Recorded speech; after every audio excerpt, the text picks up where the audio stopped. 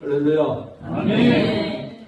우리에게 평안의 복을 내려주시는 하나님께 찬송과 영광을 올려드립니다.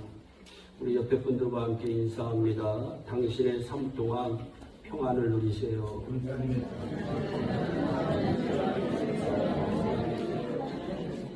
제가 이렇게 인사를 한 이유는 오늘 말씀 1절에 그의 시대에 그의 땅이 평안했다.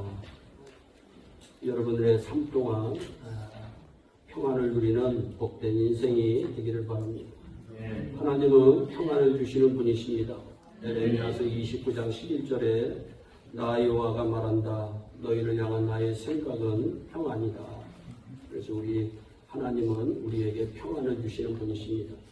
예수님이 이 세상에 오신 이유 역시 우리에게 평안을 주시기 위함입니다.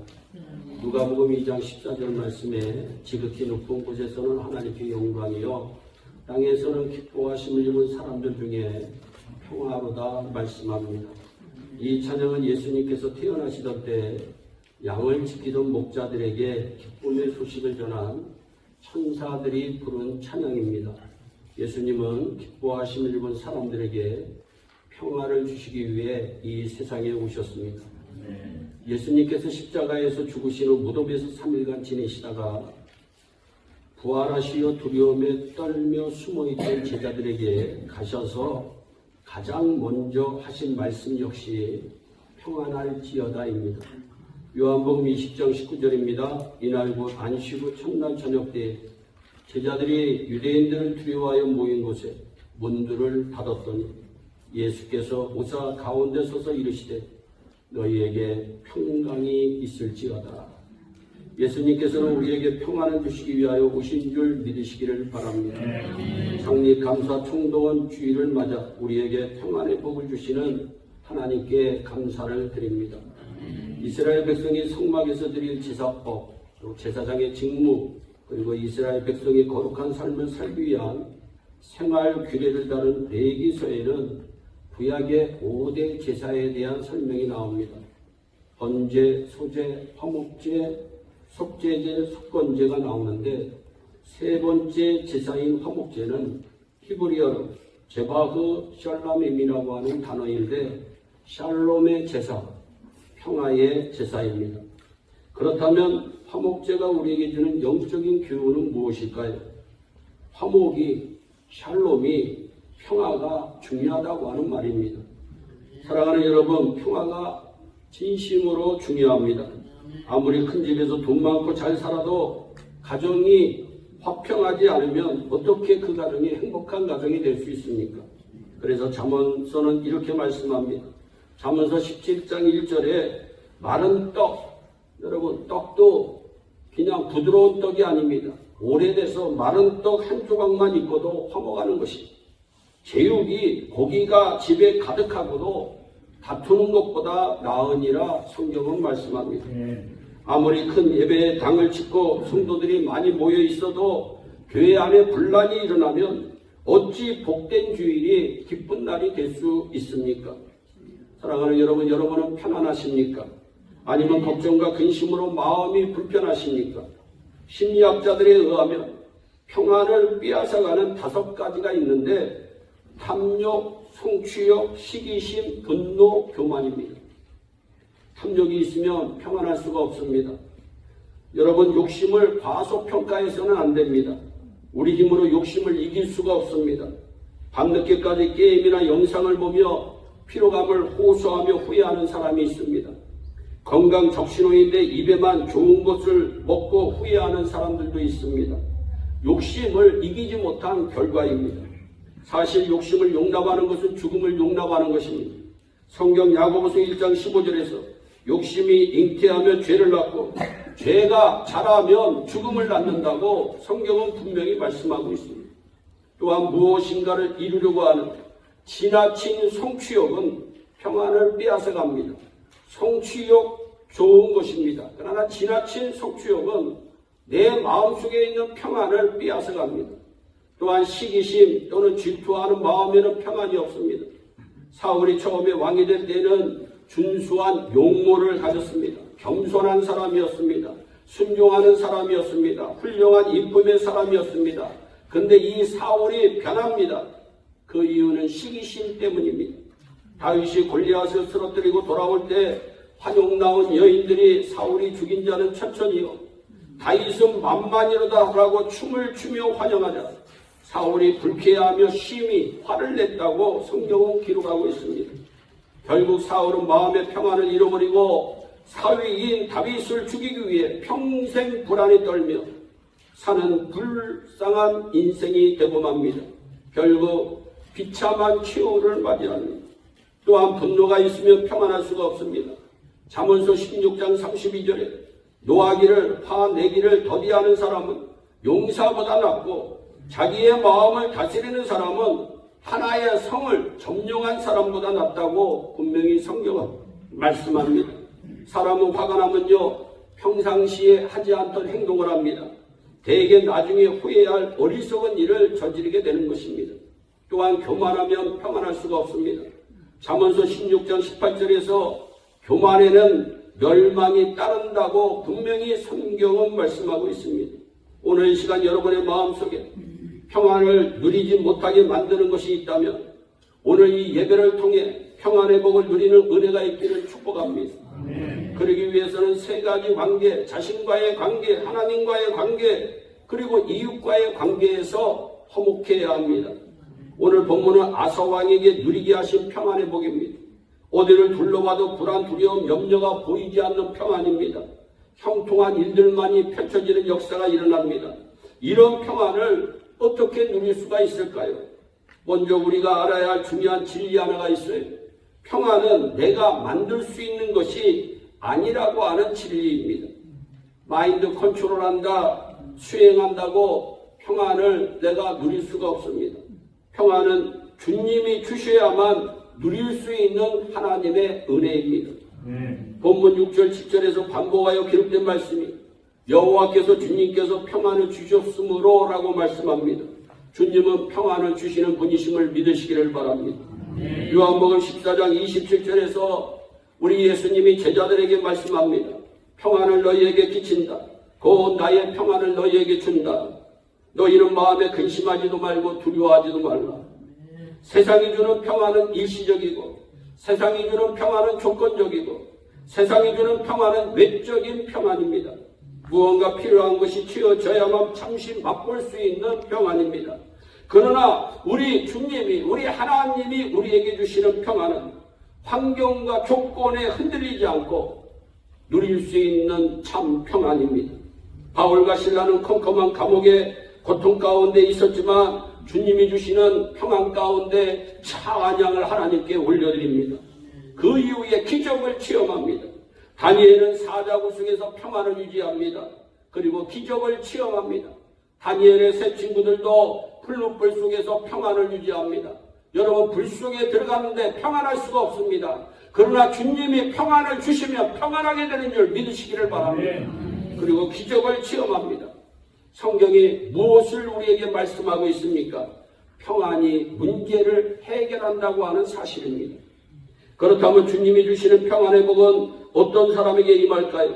본문은 세 가지를 말씀하고 있습니다. 먼저 평안의 복은 온전하게 회개하는 자에게 임하는 복입니다. 2절과 3절을 보면 아사는 그의 하나님 보시기에 좋은 일을 행합니다.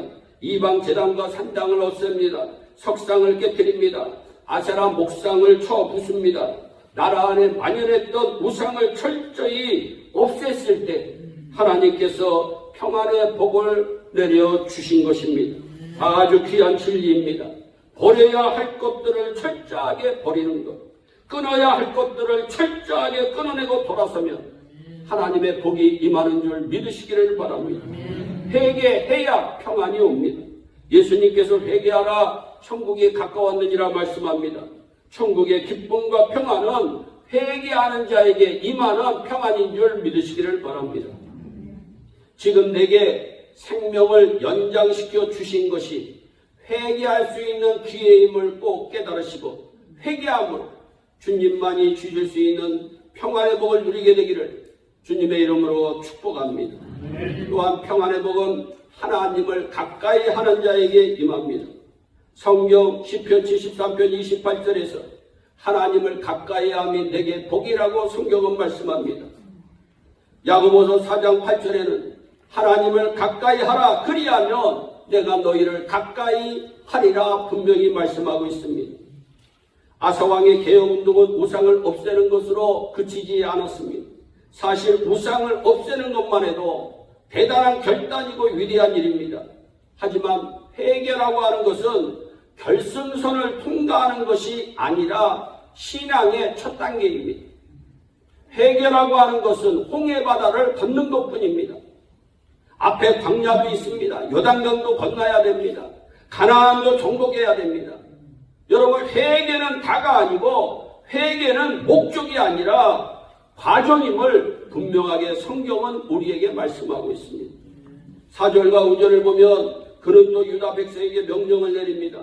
하나님의 뜻을 찾고 하나님의 율법과 명령을 실천하라. 또 유다의 모든 성읍에서 산당과 태양상을 없애버립니다. 그의 통치 아래의 나라는 평안의 복을 누렸다고 성경은 말씀합니다. 아사는 하나님을 가까이하여 평안의 복을 누린 왕입니다. 아사왕 한 사람을 통해서 유다 나라가 평안을 누리게 됩니다. 아사가 잘한 것은 자신만 하나님을 찾은 게 아니라 백성들도 하나님을 찾도록 이끌었기 때문입니다. 여러분, 나만 예수 잘 믿으면 안 됩니다. 내 가족과 함께 예수 잘 믿는 역사가 일어나기를 바랍니다. 나만 예수 잘 믿는 것이 아니라 우리 예일교회 온 성도들과 함께 예수 잘 믿는 역사가 일어나야 됩니다. 나만 잘 믿는 것이 아니라 우리 내 나라 내 동포들과 함께 여러분 함께 하나님을 잘 섬기는 은혜로 나아갈 때 주님의 놀라운 평안의 복이 우리 가운데 넘쳐날 줄로 믿습니다. 여러분, 율법과 명령을 실천했다고 말씀합니다. 말씀을 실천하며 순종할 때 우리는 하나님을 경험하게 됩니다. 말씀이신 주님을 가까이 하는 자를 하나님은 기뻐하시고 모든 대적에게서 보호해 주시며 평안의 복을 누리게 하신다는 것을 9절부터 나오는 구스 에디오피아와의 전쟁을 통해서 성경은 증명하고 있습니다. 유다의 군대는 8절의 말씀을 보니까 58만 명입니다. 근데 에디오피아 구스의 군대는 군사만 100만과 여러분 병거승만 300대입니다. 엄청난 대군입니다. 도저히 유다가 이길 수 없는 전쟁입니다. 그러나 아사왕이 하나님께 부르짖으니까 하나님께서 치시어 믿으시기를 바랍니다. 하나님께서 치시어 구스 사람들을 다 없애십니다. 할렐루야. 성경은 우리가 하나님을 가까이 하며 아무리 크고 강한 세상이라 할지라도 하나님께서 싸워주셔서 이기게 하심을 유다와 구스의 전쟁을 통해 우리에게 보여주고 있는 것입니다. 하나님을 가까이 하여 승리와 평안을 경험하는 우리 모두가 되기를 축복합니다. 또한 평안의 복은 예배를 회복하는 자에게 임합니다. 아사는 대역대하 15장 8절에서 선지자의 말을 듣고 또 주님의 성전 현관 앞에 있는 주님의 제단을 보수했다고 말씀합니다. 여기서 주님의 제단을 보수했다는 것은 단순히 건축 공사를 했다는 뜻이 아닙니다. 하나님과 만남인 제사를 회복했다고 하는 말씀입니다. 오늘날로 하면 예배를 회복한 것입니다. 예배는 하나님과 만나는 시간입니다. 이 시간에 하나님을 만나는 역사가 저와 여러분들에게 넘치시기를 주님의 이름으로 축복합니다. 성도는 예배를 통해서 자신과 하나님과 이웃과의 관계가 회복할 수 있는 것입니다. 그리고 아사왕은 15장 10절 이후의 말씀을 보니까 백성들을 성전에 모이게 하여 그곳에서 소 700마리와 양 7,000마리를 희생제물로 바치며 하나님 앞에 제사를 드립니다. 솔로몬의 1천 번제보다 10배 이상의 제사를 하나님께 올려드린 것입니다. 이 제사를 드리며 15장 12절에 언약을 차원합니다. 마음을 다하고 정성을 다하여 하나님을 찾기로 하는 언약을 차원해서 맺습니다. 우리의 예배의 대상은 오직 하나님 한 분뿐임을 믿으시기를 바랍니다. 세상과 하나님을 겸하여 섬겨서는 안 됩니다. 돈과 하나님을 겸하여 섬겨서도 안 됩니다. 주님을 만나는 예배가 혹시 무너져 있습니까? 무너져 있는데 그냥 방치하면서 혹시 몸만 예배당에 와서 예배하고 있지는 않습니까? 온전한 예배자로 다시 회복되는 역사가 일어나시기를 바랍니다. 마음 없이 드리던 예배를 멈추기 바랍니다. 마음을 다하고 정성을 다하는 예배로 회복되시기를 축복합니다. 억지로 주님께 나오는 것이 아니라 기쁨으로 자원하여 주님께 나오는 은혜가 우리 모두에게 임하기를 바랍니다. 아사와 유다 백성들의 예배 회복에 대한 결단은 생각보다 크고 대단한 결단입니다. 왜냐하면 15장 13절 말씀을 보니까 하나님을 찾지 않는 사람, 하나님께 예배드리지 않는 사람, 하나님을 가까이 하지 않는 사람은 누가 되든지 예외 없이 죽이기로 결단합니다. 자기 자신도 포함되어 있는 맹세입니다. 예배의 회복은 쉽게 되는 것이 아님을 성경이 보여줍니다. 생명을 걸고 해야 하는 것이 예배의 회복입니다. 동시에 생명을 걸 만한 가치가 있는 것이 예배의 회복이라고 하는 말씀입니다. 그래서 믿음의 선배들은 늘 말합니다. 예배에 제발 목숨을 걸으세요. 예배를 무너지게 만드는 것이 무엇인지 찾고 버릴 것은 버려야 합니다. 부숴야 할 것은 부숴야 하는 것입니다. 교회에서 드리는 예배를 회복하세요. 구역에서 드리는 예배도 회복하세요. 그리고 가정에서 드리는 예배도 회복하셔서 하나님이 주시는 평안의 복을 누림으로 자신과 하나님과 이웃과의 관계가 회복되는 온 성도가 되기를 주님의 이름으로 축복합니다. 이웃과의 관계가 무너진 한 소녀가 있었습니다. 도심에서 친구들과 함께 오토바이를 훔쳐 달아난 혐의로 구속되어 법정에 선 16살 나이의 소녀였습니다. 방청석에는 홀 어머니가 불안한 표정으로 재판을 지켜보고 있고 소녀는 자기에게 내려질 처분으로 인해 두려움에 떨고 있습니다. 그때에 판사는 예상외로 피고는 일어나 나를 따라 힘차게 외쳐보세요. 나는 이 세상에서 가장 멋있게 생겼다라고 외쳐보세요. 기어드는 목소리로 16살 난 소녀가 따라하자 판사는 더 큰 소리로 따라하세요라고 얘기합니다. 나는 무엇이든지 할 수 있다. 나는 이 세상에서 두려울 것이 없다. 이 세상은 나 혼자가 아니다. 조금씩 따라하던 소녀에게서 눈물이 터집니다. 소녀는 10차례가 넘는 절도와 폭행 혐의로 소년 법정에서 재판을 받았고 가중처벌을 받아야 마땅하지만 이 부장판사는 어떤 처벌도 내리지 않았고 그 이유를 판결문에서 밝힙니다. 소녀는 지난해 초까지도 성적이 우수한 모범생이었습니다.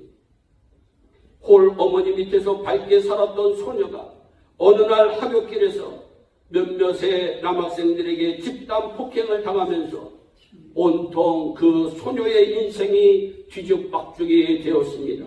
후유증으로 병원에서 치료를 받았고 어머니도 그 충격으로 신체의 일부가 마비가 되었습니다. 이후 소녀는 비행 소녀들과 어울려 범죄의 늪에 빠졌습니다. 이런 사회 분위기의 책임은 여러분과 우리 자신에게도 있습니다.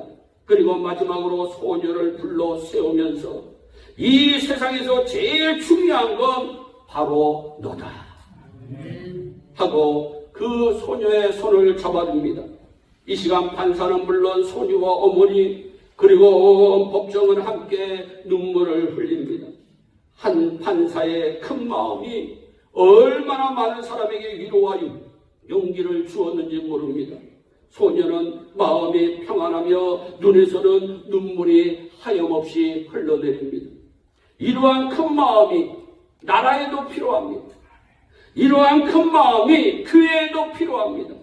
이러한 큰 마음이 가정과 나 자신에게도 필요합니다. 자신과 하나님과 이웃과의 관계는 여러분 제발 수학 문제가 아닙니다. 여러분 요즘 시대는 OX가 너무나도 강한 시대입니다. 용서와 용납, 평화와 회복의 공동체를 우리 모두 만들어가야 하는 것입니다. 예배 후에 하나님의 은혜를 감사하면서 음식을 나누는 친교의 시간도 의미 있는 시간입니다. 그래서 초대교회 성도들은 성전에 모여 예배하고 집에 모였을 때에는 떡을 떼었다고 분명히 말씀합니다. 이러한 교제는 평화의 제사의 연장인 것이기에 우리 하나님이 너무나도 기뻐하십니다. 이 교제의 시간에 우리들에게는 화목이 이루어지는 것입니다. 예배의 끝은 축도가 아니라 예배의 끝은 축도 후에 친교 시간임을 믿으시기를 바랍니다. 여러분, 이와 같은 나눔은 평안을 가져옵니다. 그래서 예수님은 죄인들과도 식탁의 교제를 항상 함께 하셨던 것을 우리는 말씀을 통해서 알 수가 있습니다. 창립 감사 26주년을 맞이하면서 저는 무슨 설교를 하면 좋을까? 제가 성경을 읽어보니까 복 중에 가장 큰 복은 평안의 복입니다. 그래서 빌립보에서도 아무것도 염려하지 말고 오직 기도와 간구로 너희 구할 것을 구하되 감사함으로 하나님께 아뢰라. 그리하면 모든 지각에 뛰어난 하나님의 평강이 너희 마음과 생각을 지키시리라. 하나님의 평강이 우리 마음과 생각을 지켜주기만 하면 그 인생은 형통한 인생이요 복된 인생이 되는 줄로 믿습니다. 우리 모두 아사왕과 이스라엘 백성들처럼 온전히 회개합시다. 하나님과 가까이 하는 신앙생활 되어집시다. 그리고 살아있는 예배, 하나님을 경험하는 예배로 회복함으로 자신과 하나님과 이웃과의 관계에서 항상 평안의 복을 누렸듯이 우리 모두에게 평안의 복이 임하여 여러분들의 남은 인생 평안의 복과 함께 형통한 삶이 이루어지기를 주 예수 그리스도의 이름으로 축원합니다. 기도하겠습니다. 사랑의 하나님, 참 감사합니다. 창립 26주년 감사 총동원 주일에 하나님 평안의 복을 누리게 하시는 하나님을 찬양하며 말씀을 증거했습니다. 하나님, 우리 예일 성도들에게 필요한 것이 있다면 평안의 복입니다. 하나님, 예일교회 성도들의 가정에 필요한 것이 있다면 평안의 복입니다. 하나님, 예일교회 성도들의 자녀들과 자녀들의 가정에 필요한 것이 있다면 평안의 복입니다. 하나님, 지금 미국과 이스라엘, 아버지 하나님 이란과의 전쟁 속에서도 가장 필요한 것이 있다면 평안의 복입니다.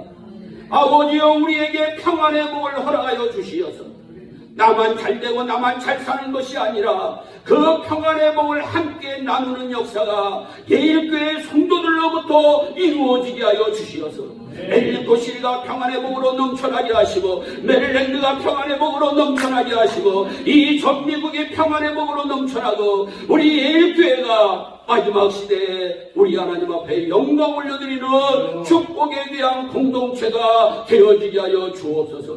예일교회 성도들을 평안하지 못하게 하는 더러운 귀신 사탄의 세력들아, 나사렛 예수 이름으로 명하노니 물러갈지어다. 아버지, 건강이 회복되게 하시고 정신적인 건강이 회복되게 하시고 육신적인 건강이 회복되게 하시고 영적인 건강이 회복되게 하시고 생활의 건강이 회복되게 하여 주시기를 원합니다.